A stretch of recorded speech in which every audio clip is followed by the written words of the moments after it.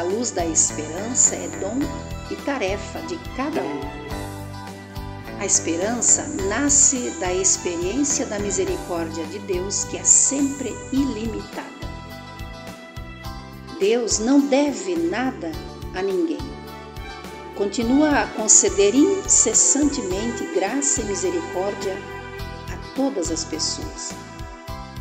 Isaac de Nínive, um padre da Igreja Oriental do século VII, escreveu: "O teu amor é maior do que as minhas dívidas. Pouca coisa são as ondas do mar comparadas com a quantidade dos meus pecados. Mas, se eu pesar os meus pecados comparados com o teu amor, eles desaparecem como se fossem nada."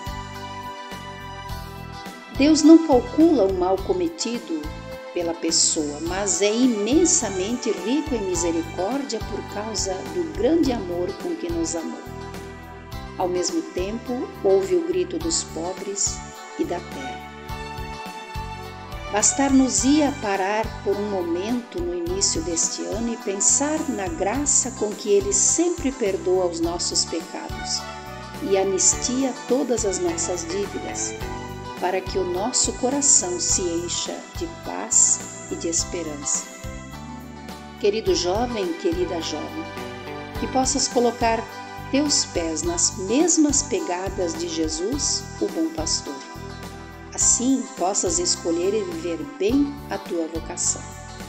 Somos as Irmãs Pastorinhas, vivemos a vocação para cuidar da vida. Graça e paz.